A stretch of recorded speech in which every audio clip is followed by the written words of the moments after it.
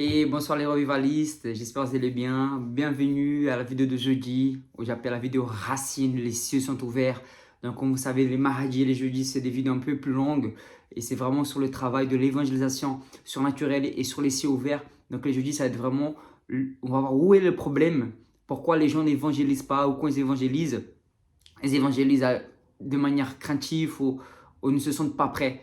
Est-ce que nous sommes prêts à évangéliser? Est-ce qu'on a ce qu'il nous faut pour évangéliser? C'est des questions que je reçois ou beaucoup de désistements de certaines personnes aux avis de l'évangélisation parce que ne se sentent pas prêtes ou ne se sentent pas dignes.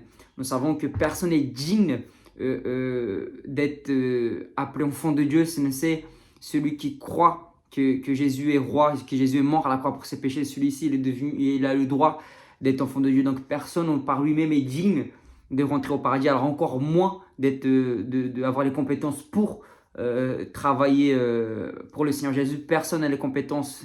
Il y a un CV pour être fonctionnaire du royaume des cieux. Donc c'est pour ça que Jésus choisit les choses faibles du monde afin de confondre les sages, et les choses folles du monde afin de confondre les fortes. Il y a une chose, de connaître Jésus, c'est-à-dire si on connaît Jésus, nous sommes sauvés par Jésus. Et l'autre chose, c'est que Jésus nous connaisse. Et si Jésus nous connaît, c'est que nous allons régner avec Jésus-Christ de Nazareth. Parce que nous avons pris une décision de travailler pour sa gloire, pour travailler pour le royaume de Dieu. C'est un privilège, pour nous, ça doit être un privilège en tant qu'évangéliste, en tant qu'enfant de Dieu, en tant que pasteur, peu importe l'appel que tu as reçu de ta fonction. J'appelle ça une fonction. Nous savons que la fonction sur la terre, elle est passager, mais nous savons que notre position, elle est éternelle en tant qu'enfant de Dieu. Nous savons que nous n'allons pas exercer le travail d'évangéliste au ciel. Il n'y aura pas besoin de pardon de péché, il n'y aura pas besoin de guérir un malade, il n'y aura pas besoin d'argent. Là-bas, nous serons 100% tels que le Christ est, parce que sa parole dit tel il est, tel nous sommes. Donc, c'est comme l'histoire du baptême. Est-ce que je suis prêt à me baptiser? Et si j'attends d'être prêt, je ne serai jamais prêt parce que je vais toujours regarder à mes erreurs, toujours regarder à mes compétences, alors que l'évangile n'est pas basé sur mes compétences, mais c'est basé sur la compétence du Christ. Le Christ est parfait, alors je suis parfait. Le Christ est pur, alors je suis pur. Le Christ est rempli d'onction. Le Christ est oint, alors je suis oint. Parce qu'il nous a donné le droit d'être tel qu'il est. Donc voilà, c'est pas basé sur une compétence. Je me rappelle qu'avant de me baptiser, je me dis non, pasteur, je suis pas prêt pour être baptisé. Il faut que je sois encore pur. Ça c'est la disquette du diable, mes amis. On sera jamais pur, on sera jamais, voilà quoi. Il y a que le sang de Jésus, immaculé, le Christ, le sang pur de Jésus qui peut vraiment nous justifier. Et c'est pour ça que des gens se remportent toujours, ils reportent un jour, quand j'aurai la compétence, un jour, quand je serai papy, mamie, que mon grand-père, non. Les amis, je tiens à préciser une chose, l'évangile n'est pas un ressenti, n'est pas un sentiment, n'est pas... Parce que tout ça, c'est des choses émotionnelles, sentiments. Le sang, il ment, sentiment. Donc, c'est vraiment basé sur une décision. Donc, sache une chose, tu n'es jamais prêt pour te baptiser. Tu n'es jamais prêt pour accepter Jésus. Tu n'es jamais prêt pour évangéliser. Parce que l'esprit va contraire à ce que la chair pense. D'accord? L'esprit, il va dans un sens, la chair, elle va dans l'autre. D'accord? On n'est pas appelé à alimenter la chair, on est appelé à alimenter l'esprit. Certes, ça c'est une chose. Pourquoi? Parce que la chair, elle va aller contre à ce que l'esprit de Dieu veut. Donc l'âme, souvent, elle est liée à la chair. Elle a plus d'amitié avec la chair qu'avec l'esprit. Donc nous devons être plus amis avec l'esprit, plus remplis du Saint-Esprit afin de discerner les bonnes causes. Donc sachez une chose, on n'est jamais prêt à évangéliser, on n'est jamais prêt à nous baptiser, on n'est jamais prêt à accepter Jésus. Tout ça, c'est l'Esprit de Dieu qui va nous donner en nous des compétences à fur et à mesure selon notre faim et notre soif. Donc si tu as le désir, c'est déjà une très bonne décision. Si tu as cette envie, c'est déjà un très bon positionnement que tu as fait de vouloir. Donc le Seigneur te donne le vouloir et le faire. Donc ce désir ne vient pas de toi, il vient du Seigneur. Et c'est toi qui vas prendre les décisions pour évangéliser, pour proclamer, pour guérir un malade, etc. etc. Donc voilà, on me dit, Victor, qu'est-ce que tu as fait pour guérir un malade? Qu'est-ce que tu fais comme alimentation? On me demande souvent, les gens ils sont souvent curieux à savoir quel est mon type d'alimentation. En soi, en fait, c'est juste que le Seigneur, il fait. Moi, je crois, je me positionne et j'agis. Tout simplement, il n'y a pas midi à 14h en fait. C'est toi qui vas saisir ce que Dieu t'a déjà donné en réalité. Tout est déjà en toi. L'appel d'évangéliste est déjà en toi. La guérison est déjà en toi. La puissance est déjà en toi. L'amour est déjà en toi. En fait, il manque juste que nous puissions manifester tout ça afin de voir la gloire de Dieu agir en fait dans notre vie et dans la vie d'autrui. Donc voilà la raison pour laquelle je fais cette vidéo aujourd'hui, pour dire je me sens pas prêt, on se sent pas, on va jamais se sentir prêt. Écoute, même Paul dans sa grande, il est jamais prêt. C'est l'Esprit de Dieu qui nous prépare. Vous voyez? Je sais qu'en gros, on est toujours prêt parce que l'Esprit est toujours disposé. Et en même temps, on n'est jamais prêt parce que la chair est jamais disposée. Donc voilà la part des choses. On est toujours prêt parce que l'Esprit de Dieu il est disposé, mais on n'est jamais prêt parce que la chair ne veut jamais. Quelle voix vas-tu donner? Quelle importance vas-tu donner à celle de l'Esprit qui est la vie, qui est la multiplication, qui est l'éternité, qui est l'abondance, ou celle de la chair qui est la mort, qui est le passage, qui est le passager, qui est la destruction, tout ce qui n'est pas l'alimentation. Donc voilà, sache une chose, que ça sera toujours la même histoire. Et on ne sera jamais prêt à évangéliser, on ne sera jamais prêt à proclamer, on ne sera jamais prêt à monter une équipe d'évangélisation, on ne sera jamais prêt à voyager dans le monde. Si j'attendrais d'avoir de l'argent pour voyager, pour prêcher l'évangile, ça n'arrivera jamais. Si j'attendrais un travail, ça n'arrivera jamais. Si j'attendrais une femme, les amis, il faut faire avec ce qu'on a. La Bible dit, sois fidèle dans le peu et le beaucoup, je te donnerai. Là où tu vas honorer, les choses que tu vas honorer, c'est là où tu vas avoir des fruits. C'est là où tu vas porter du fruit. Là où tu passes du temps, l'onction de Dieu va se déverser dans ta vie. Récemment, j'étais avec un de mes élèves, j'ai eu un entretien avec lui. Il était émerveillé par cette journée. C'était extraordinaire. Nous avons connecté des personnes, nous avons évangélisé des gens au restaurant, nous avons proclamé l'évangile, nous avons vu l'œuvre de Dieu agir de manière surnaturelle. Pourquoi? Parce qu'il a honoré ce temps. Il a focalisé ça. Il a vu la gloire de Dieu, se manifester, il a saisi ça et maintenant il vit ça, il va vivre encore plus. Pourquoi? Parce qu'il y a une connexion qui a été faite, il y a un désir qui a été fait, il y a une position qui a été faite. Donc c'est important de briser ce mensonge de l'ennemi dans ta vie, dans le sens où le jour où les poules aura des dons, je vais faire ma première croisade d'évangélisation, mon frère. Tu peux étudier toute ta vie le vélo. Un vélo, c'est une pédale, il y a une chaîne, tac, il y a le frein, tac. Ok, waouh, je comprends, j'applique, j'étudie le vélo de bout en bout. Non, non, non, tac. Mais si tu ne vas pas dessus, mon frère, et tu pédales pas, tu vas jamais savoir c'est quoi la sensation de faire du vélo. Tu vas jamais avoir la sensation d'avoir l'aventure, cette aventure d'avoir le vent qui te tape dans le visage, cette moment où tu te reposes dans une descente en vélo, où tu es là, c'est un moment agréable, où tu as l'impression que tu vis quoi. Tu fais du vélo, tu es là, waouh, tu expérimentes, tu as étudié, tu sais comment ça fonctionne, tu as essayé, tu vas tomber, tu vas te rater, tu vas te relever, tu vas refaire. Et à fur et à mesure, c'est pareil, c'est la même chose dans notre appel chrétien, dans la vie surnaturelle, dans l'évangélisation, dans l'évangile.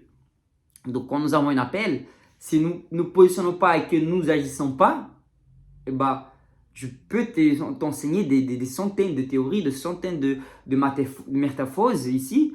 Mais si sur le moment tu ne prends pas conscience que tu dois le faire, on ne va jamais faire. Récemment, je me suis lancé à faire du trading. C'est une manière que j'ai utilisée. Paul, il faisait des tentes. Moi, c'est la manière que j'ai utilisée, c'est de faire de l'argent à travers le trading afin de pouvoir payer mes voyages, afin de pouvoir faire des missions. Et si j'attends mes 1 million d'euros, mes 20 000 euros, mes 10 000 euros pour faire, excusez-moi, je ne vais jamais réussir. Donc commence avec le peu, entraîne-toi. Petit à petit, le problème c'est que les gens ils veulent naître des monstres du jour au lendemain. Même Satan, c'était un serpent, c'est devenu un dragon. Tu vois ce que je veux dire? Donc il y a un processus pour tout. Personne ne devient un évangéliste puissant du jour au lendemain. Si tu commences pas avec ce que tu as, tu ne vas pas arriver là où Dieu t'a préparé.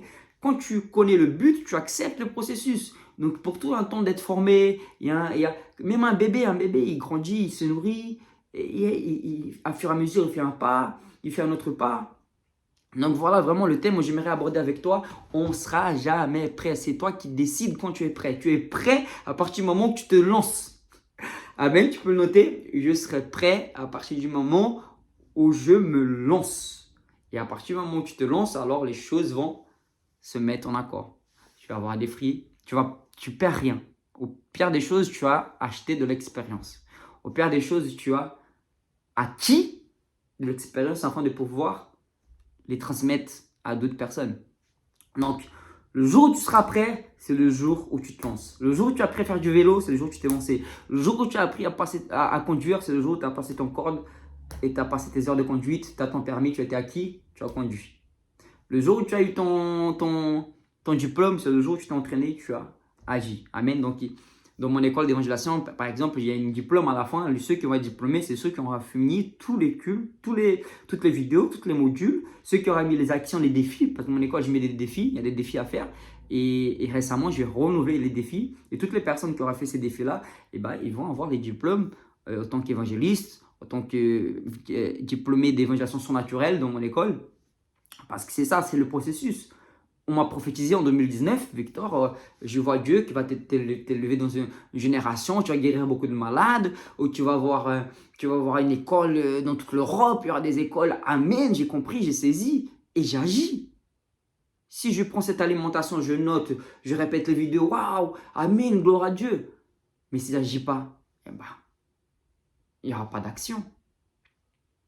Donc, voilà, je veux dire, agir dans l'esprit. On ne va pas agir dans la chair, mais on va obéir à la parole du Saint-Esprit. On ne va pas forcer la porte, mais on va laisser l'Esprit de Dieu nous guider. On sait qu'Abraham, il a reçu une parole. Il a dit qu'il serait père des nations. Malheureusement, Abraham, il est parti au lieu d'attendre le temps parfait de Dieu. Il agit par la chair. Et les choses de Dieu, souvent, elles sont incompréhensibles. Des fois, ça va être de la folie. Mais pourquoi tu dois attendre alors que Dieu t'a dit d'agir? Donc, il faut être obéissant à l'Esprit de Dieu. Il y a le temps parfait de Dieu. Je ne vous dis pas de vous précipiter, mais il faut comprendre que sans action, sans un positionnement, sans regarder, Dieu a dit, afin qu'Abraham soit père des nations, il a dû quitter sa zone de confort. Il a dû quitter sa maison, il a dû quitter pour aller là où Dieu l'avait dit, il a dû se séparer de certaines personnes. D'accord? Il y a certains sacrifices que pour nous, c'est des sacrifices, mais qui doivent être faits, séparés de l'autre qui représente la chair, les choses de ce monde, afin de pouvoir vivre les choses parfaites et agréables de Dieu. Donc voilà, avant d'arriver à un but, il faut une décision.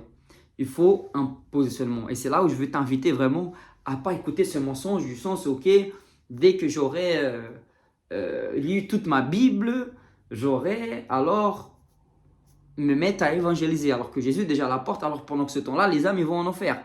Les amis, le Seigneur nous a confié cet appel. Regardez ce qui s'est passé avec Jonas. Jonas, il a tourné en rond, jusqu'à qu'il a fini dans une bouche d'une baleine. Il a été recraché là où il devait faire la mission. N'attendez pas de finir dans une bouche d'une baleine, d'un poisson géant.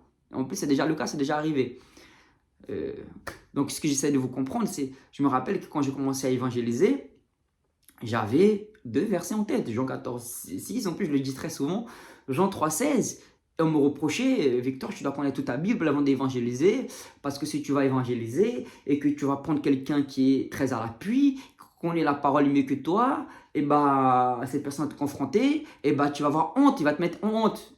Jésus n'a pas eu honte de moi. Ça, c'est des gens qui ne font pas confiance à l'Esprit de Dieu. Ils font confiance à leurs compétences. Mais moi, je fais confiance à l'Esprit de Dieu. Combien de fois je suis parti prêcher dans des églises où je n'avais pas de thème, parce que je ne savais pas quoi faire, mais l'Esprit de Dieu, sur le mot, il me remplissait, je me laissais guider. Pourquoi je ne fais pas confiance à ma propre compétence? Maudit est l'homme qui fait confiance à l'autre homme, c'est-à-dire maudit est l'homme qui fait confiance à lui-même. Bah, je fais confiance à l'Esprit de Dieu. Parce que quand je fais confiance à moi, c'est-à-dire que je fais confiance à ma chair, et la plupart du temps, quand je fais confiance à moi et à ma chair, la chute est prévue. Mais quand tu fais confiance à l'Esprit de Dieu, à Jésus-Christ, alors tu restes debout, tu avances. Donc ici, il est très important de savoir une chose. Va avec ce que Dieu t'a donné. Fais avec beaucoup. Celui qui aura beaucoup, il sera beaucoup demandé. Celui qui a beaucoup reçu, Dieu va beaucoup le demander en retour. Donc c'est important de commencer avec ce que tu as. Je vois des gens, leur rêve, c'est de faire des campagnes d'évangélisation. Leur rêve, c'est d'apparaître dans les réseaux sociaux, d'avoir beaucoup d'abonnés, mais ils attendent que les choses tombent du ciel. Non, le ciel a déjà été fait. Maintenant, toi, tu dois te positionner selon ce que tu crois. C'est toi qui vas écrire l'histoire que Dieu a écrite pour toi, selon l'Esprit de Dieu. C'est-à-dire que les rêves que Dieu a mis dans ton cœur, ils existent, mais c'est toi qui vas les écrire de la manière où tu vas te positionner, de la manière où tu vas les chercher, de la manière où tu vas saisir. C'est les décisions qui vont faire la différence dans ta vie. Il faut prendre les bonnes décisions. Donc ici, il y a quelque chose à comprendre. Que ce que nous devons comprendre, c'est que nous devons commencer avec ce que nous avons. La Bible dit, sois fidèle dans le peu et le beaucoup, je te donnerai. Amen l'église, amen mes frères et sœurs, amen vous qui me côté derrière. Je sais que je parle pour la vie de quelqu'un ici. Donc, par exemple, ma première campagne d'évangélisation, certes, je l'ai fait dans une boîte de nuit, mais après, j'ai organisé une autre campagne d'évangélisation qui était dans ma ville natale. Il y avait peut-être 100 personnes, 150 personnes. Et moi, je rêvais avec 10 000, j'ai rêvé avec 20 000, j'ai rêvé avec 30 000. Waouh, j'ai été prophétisé, je vais prêcher pour des foules. Waouh, on va prêcher pour des foules, ok. Dieu peut faire. Mais Dieu prépare ses enfants afin que tu puisses valoriser le ministère que Dieu te donne, le bébé que Dieu te donne, afin que tu puisses prendre soin de ce que Dieu t'a donné. Amen. Je prêche pour moi-même. Amen. Prêchons pour les uns les autres. Donc moi, le premier, je suis disposé à me remettre en question, à apprendre, à analyser, à porter ici pour vous ce qui a vraiment porté du fruit, ce qui porte du fruit, ce qui portera du fruit. Donc il est important de commencer avec ce que nous avons et de chercher ce que Dieu nous a mis à cœur. Donc, honorons ce que Dieu nous a donné, honorons les petites choses, honorons les petits voyages, honorons... Et pour Dieu, rien n'est petit. En réalité, c'est pour nous. Mais c'est vrai aussi que nous pouvons, en tant qu'enfants de Dieu, rêver grand, croire grand, vouloir grand. Ce n'est pas interdit, ce n'est pas un péché, au contraire. Dieu, c'est le Dieu de la montagne, c'est le Dieu des vallées. Tu passes par la vallée, c'est le Dieu. Tu passes par la montagne, c'est le Dieu. Tu passes par la somme de la mort, c'est le Dieu. Tu passes par la vie, c'est le Dieu. Le Dieu, c'est le Dieu de la vie. Il est là avec toi. Il ne va pas te laisser passer par la mort. Amen. Donc ici, il est très important, mes frères et sœurs, de pouvoir comprendre que soyons fidèles dans les petites choses, agissons avec les petites choses, commence à pédaler sur ton vélo, vas-y, petit à petit, vas-y, tu vas comprendre, tu as de l'expérience. Voilà, le problème, c'est que nous sommes coincés dans notre zone, on a peur de... Ah, l'eau, elle est froide. Ah, mais les petits pieds, on a peur de... Plonge, mon frère. Plonge. La Bible dit que Jésus, il sera avec nous jusqu'à la fin des temps et que rien et personne ne va nous enlever ce qu'il a déjà écrit, ce qu'il a déjà préparé. Donc, à nous maintenant de nous positionner. C'est nous qui décidons quelle histoire nous allons écrire. Quelle histoire vas-tu écrire? Quelle histoire veux-tu voir pour ta vie? Parce que la Bible dit qu'elle a écrit chaque jour de notre vie. Ok? Mais c'est selon ce que ma position, puis je vais voir ça réaliser. Là, sur le chemin, par exemple, j'ai pris un Blablacar. Il y avait des gens qui étaient dans Blablacar. Ils étaient curieux. Les personnes, ils sont curieux. Ils veulent savoir comment tu gagnes ta vie. Ils veulent savoir d'où tu viens. Ils veulent savoir où tu voyages, comment tu voyages, pourquoi tu voyages, qui t'aide pas. Donc, amen. Notre vie, c'est un livre à ciel ouvert. D'accord? Le monde spirituel nous connaît. Donc, nous savons qui nous sommes. Donc, pour moi, c'était une occasion parfaite pour présenter mon identité. Je suis Victor Serpa. Je fais une formation en ligne, j'ai une école surnaturelle d'évangélisation. J'apprends également à faire du trading. Je travaille en bourse et tout ça. Voilà, ça ouvre des portes, ça permet de témoigner. Donc, la question de la personne, c'était quelle est la différence entre un chrétien catholique, un chrétien évangélique, un chrétien. Il voulait savoir comment ça fonctionnait. Donc, j'ai expliqué que vraiment... la différence, c'est que la religion, je dois faire les choses pour atteindre Dieu. Et l'évangile, c'est Dieu qui m'a atteint. Et il n'était pas satisfait de la réponse. Je voulais comprendre encore plus loin. Donc, j'ai dit, écoutez, vous voulez savoir la réponse, c'est simple. Je vais vous donner la réponse en vous poser une question. Et la question était, lisez-vous votre Bible? Et le monsieur, il a dit, il la lisait quand il était plus petit. En gros, si tu veux, la réponse était négative. Il ne la lit pas, il ne la comprend pas. Donc, forcément, quand tu lis pas le testament que Dieu t'a donné, les ordonnances que Dieu t'a donné, bah voilà, la différence, c'est que tu n'es pas au courant de tes droits. Tu ne sais pas quelle est ton identité.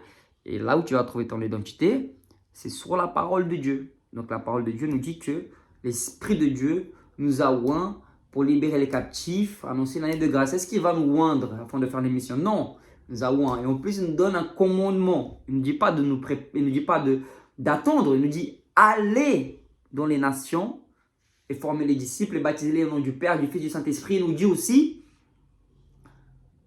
c'est un ordre. Il nous dit, je vous ordonne. C'est un commandement que Dieu a donné à nous. Donc, nous ne devons pas attendre d'être prêts. Ça, c'est la fac mondaine. Entraîne-toi, prépare-toi. Agis dans le monde spirituel. Nous devons être des hommes et des femmes de Dieu d'action. Certes, nous sommes des soldats et nous devons nous positionner tels qu'eux et agir ce que le Seigneur nous a déjà donné. C'est comme si j'avais ici une lunette Et je cherchais mes lunettes partout. Où sont mes lunettes? Où sont mes lunettes? Où sont mes lunettes? Alors qu'ils sont déjà dans ma tête. C'est de la même manière. Ce que nous avons besoin, nous avons déjà reçu. Nous avons déjà reçu. Il faut juste qu'on manifeste ça par la foi. Nous avons déjà la sagesse. Nous avons déjà la sanctification.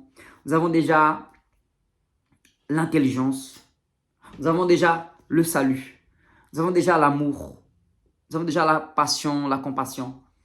Donc tout ça, c'est ce que Dieu nous a déjà donné avant la fondation du monde. Donc c'est nous maintenant de nous positionner selon ce que nous croyons. Si nous croyons que nous avons ça, alors nous allons nous positionner, nous allons agir ça. Victor, prouve-moi. Va dans 1 Corinthiens, chapitre. Je n'ai même pas ma Bible ici, c'est dans mon cœur. D'accord? Ça, c'est un verset que j'ai déjà écrit dans mon cœur. Je t'invite aussi à faire de même. Écris des versets dans ton cœur. Tu vas dans 1 Corinthiens 1:30.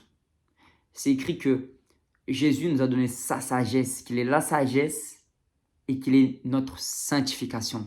En fait, c'est en Jésus-Christ. C'est lui, en fait, qui nous a donné tout ça. C'est lui qui vit en nous. Parce qu'il a déjà préparé des bonnes œuvres d'avance. Donc, je ne fais pas des bonnes œuvres pour paraître ou pour être. C'est que je suis, alors je fais selon la racine que j'ai reçue. Donc, si tu as reçu une nouvelle identité, tu as reçu ton appel en Christ, bah, c'est les fruits que tu vas porter. Automatiquement, d'une manière surnaturelle, un de mes élèves récemment, il était choqué, il dit Victor, c'est marrant, les âmes, ils viennent à toi parce qu'en fait, c'est pas parce que j'ai jeûné, j'ai trop prié. Certes, il faut jeûner, il faut prier. Non, c'est juste que j'ai cette conviction dans mon cœur que là où je vais, l'Esprit de Dieu est avec moi et les âmes, ils vont venir et voudront avoir ce que tu as. Ils voudront entendre ce que tu as. Parce qu'il y a l'Esprit de vérité qui est en toi. Donc ça doit être une conviction. Donc pourquoi je vais attendre un beau jour de ma préparation pour donner ce que j'ai déjà? C'est-à-dire, si j'attends, c'est que je n'ai pas la conviction que j'ai déjà reçue et que je peux leur donner, leur apporter. Vous comprenez ici que j'essaie de vous faire comprendre. Amen. Donc pourquoi attendre si j'ai déjà? Si tu as déjà, alors va et donne. Sauf que le problème, c'est que nous n'avons pas la foi que nous avons déjà. Et c'est pour ça que nous agissons pas et que nous ne donnons pas. Et c'est pour ça que nous ne sentons pas prêts. C'est comme je dis tout à l'heure.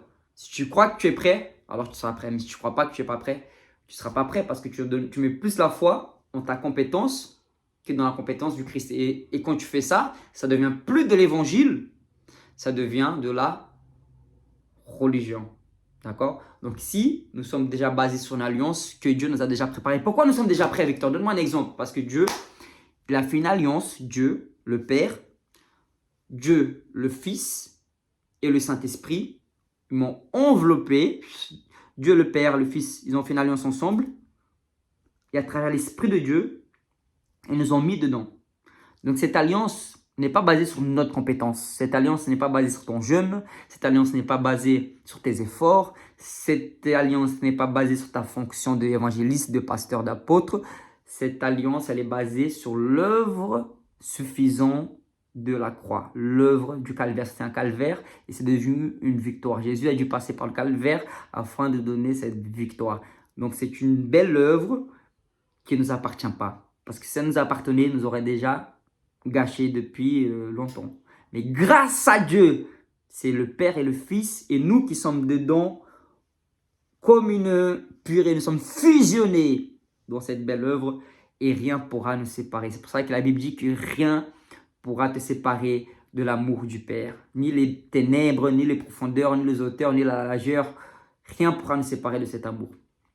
Parce que c'est le Seigneur Jésus qui nous a enveloppés à l'intérieur. Il nous a rachetés. Et maintenant, nous sommes un avec lui. Donc, c'est pour ça que nous sommes déjà prêts. Parce qu'il nous a déjà conçus. Il nous a donné dans toute son intelligence, dans toute sa sagesse, dans toute sa pureté. Il nous a fait un avec lui. Et ça, c'est une conviction qui doit brûler dans ton cœur. Plus tu as la révélation de la nouvelle alliance, plus tu as la révélation de ton identité, plus tu as la révélation du pardon de la croix, de là où tu es en Christ, et plus tu verras la gloire de Dieu se manifester. C'est basé sur la foi. Et même la foi, c'est lui qui t'a déjà donné. Amen, les frères et sœurs. Donc ici, un point très important. N'attendez pas d'être prêts. Vous êtes déjà prêts. Je ne vous dis pas, il ne faut pas vous alimenter. La meilleure façon de se préparer, c'est en faisant confiance en Jésus-Christ. Et comment, Victor? En lisant ta parole, en louant le Seigneur. en le cherchant en esprit, en vérité. Donc voilà la meilleure préparation que tu peux faire. C'est en lui faisant confiance. Seigneur Jésus, je n'ai pas la compétence de prêcher pour une foule. Je n'ai pas la compétence de faire un cœur à cœur. Les amis, prêcher pour une foule et faire un cœur à cœur, c'est la même chose. Ressusciter à mort et prier pour une jambe qui pousse, c'est la même chose. En plus, je disais ça récemment avec mon élève. Je dis, mec, imagine-toi, on arrive dans un enterrement et là, il y a toute la famille qui commence à pleurer. Et là, tu t'arrêtes. Tu dis, messieurs, dames, j'ai un message pour vous. Je vais vous parler de la puissance de Dieu.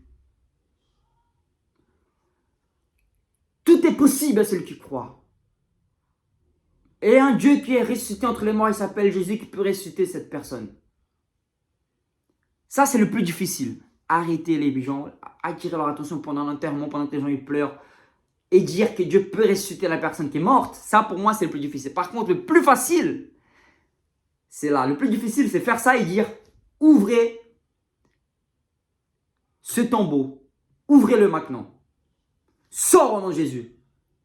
Ça, là, c'est le plus difficile. Mais c'est le plus facile. Le plus difficile, c'est qu'ils sortent et qu'ils ressuscitent. Et ça, c'est pas notre part. Ça, c'est la part de Jésus-Christ de Nazareth. Ça, c'est Jésus qui fait. Le plus difficile, c'est la décision. Est-ce que je suis prêt pour faire ça? Oui. Il faut juste que je croie, je me positionne, je fasse et je laisse le Saint-Esprit de Dieu le faire. Est-ce qu'il y a une potion magique pour faire ça? Non, il faut juste que croire, me positionner et déclarer et laisser le Saint-Esprit de Dieu faire.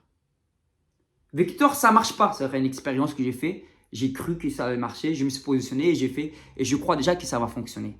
Et c'est pour ça que ça va marcher. Parce que dans le monde spirituel, Jésus l'a déjà fait. Et Dieu nous a montré l'exemple. Quand tu vas dans Luc, chapitre 7, mon ami, il a lu, il m'a montré ça. Et j'étais vraiment choqué. Et Jésus l'a vécu, ça. Jésus l'a vu dans un enterrement, la mère d'une personne qui pleurait. Et Jésus a juste touché le cercueil. La personne a ressuscité. Boah, c'était un truc de fou. Et ça, c'est le même esprit qui a ressuscité Jésus d'entre les morts. Ce même esprit qui a ressuscité cette personne. C'est le même esprit qui est en nous. Amen. C'est cette même puissance. Parce qu'il habite en nous. L'Esprit de Dieu, il habite en nous. Ce n'est pas une location, c'est un achat. Un achat qui a été cher. Donc, nous devons vraiment être sensibles et nous positionner. Pas attendre que les poules ont des dents, mais saisir ce qui nous appartient déjà. Amen, les frères et sœurs. Donc, voilà, c'était vraiment ce que j'avais cœur de vous partager. Le positionnement et de ne pas attendre. N'attendez pas. Allez faire des disciples. Allez, soyez leaders dans vos églises. Aidez vos pasteurs. N'attendez pas d'être prêts, les amis. Vous ne serez jamais prêts. Ça, c'est le plus grand mensonge du diable sur votre vie parce que vous perdez du temps. Et les hommes sont en train de se perdre et nous, on perd du temps. Alors qu'on doit gagner du temps. Aller sauver des âmes, prêcher l'évangile. Boum, boum, boum, guérir les malades. Voilà, tu m'as compris quoi. Désolé, j'ai une colère sainte là parce que on ne doit pas attendre si nous avons déjà été sauvés. Je parle ici pour les gens qui sont positionnés en tant qu'enfants de Dieu, qui sont déjà baptisés du Saint-Esprit, qui savent qu'ils sont appelés, mais qui attendent qu'ils soient diplômés. Mon frère, le plus grand diplôme, c'est à travers l'Esprit de Dieu. D'accord, certes, j'ai fait une école d'évangélisation pour équiper le maximum de personnes, pour leur donner ce que j'ai pu apprendre. Amen, ils vont avancer, ils vont être accélérés, ils vont avoir l'expérience. Certes, ils vont apprendre, ils vont acquérir des bonnes choses, gloire à Dieu. Mais si eux-mêmes, ils ne mettent pas ça en action, ça sera en vain. Ok? Donc, c'est très important pour toi ici maintenant que tu comprennes une chose, tu es déjà prêt. Tu ne seras jamais prêt parce que tu es déjà prêt. D'accord? Tu ne seras jamais prêt parce que tu es déjà prêt. Donc, saisis cette victoire, je vais prier pour toi maintenant. Et tu vas mettre ça en action, ce que tu as reçu, et que le feu du Saint-Esprit t'embrase là où tu es, parce que je sais que ça va parler à plus d'une personne. Amen. Seigneur Jésus, merci pour mes frères et sœurs qui sont derrière ce magnifique message que tu m'as permis d'apporter, Seigneur Jésus. Je le scelle par ton nouvelle alliance, le sang précieux, Seigneur. Continue à bénir mes frères et sœurs. Père, je déclare que tout faux raisonnement sur la préparation soit annulé parce que tu as déjà préparé chacun de tes enfants. Père, capacite-les de la tête aux pieds, au nom puissant de Jésus-Christ. Amen, alléluia, demeure béni. Et je vous dis, mardi pour une nouvelle vidéo sur l'évangélisation surnaturelle. N'oubliez pas de liker, commenter, partager, afin que d'autres personnes soient bénies dans le nom puissant de Jésus-Christ. Je vous aime en Christ, on est ensemble, demeurez bénis.